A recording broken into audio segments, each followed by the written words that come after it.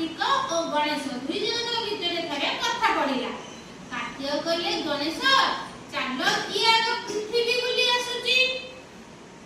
कार्तिक कहले गणेश तुम वाहन ता मूषा। गणेश का वाहन किए? मूषा। कार्तिक का वाहन मयूर। से कहले तुम वाहन ता मूषा, तुम्हें तो पृथ्वी चंचल बुली आसी परिबो नहीं। मो वाहन ता मयूर, मयूर पिठरे बसी पृथ्वी चारिपटे भ्रमण करी आसीबी।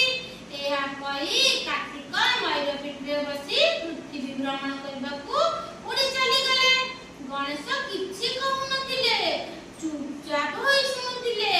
किछि समय परे ताको वाहन मूषा पिठरे बसी पिता शिव और माता पार्वती को चारिपटे तीन थर बुली आसिले। किछि समय परे कार्तिक मयूर पिठरे बसी घर को फेरिले। देखिले गणेश पिता माता को पाखरे बसी छंदी। से कहले गणेश तुमे तो हारी गलो, किए कहले? कार्तिक। गणेश तुमे तो हारी गलो, तुमे तो पृथ्वी भ्रमण करैना।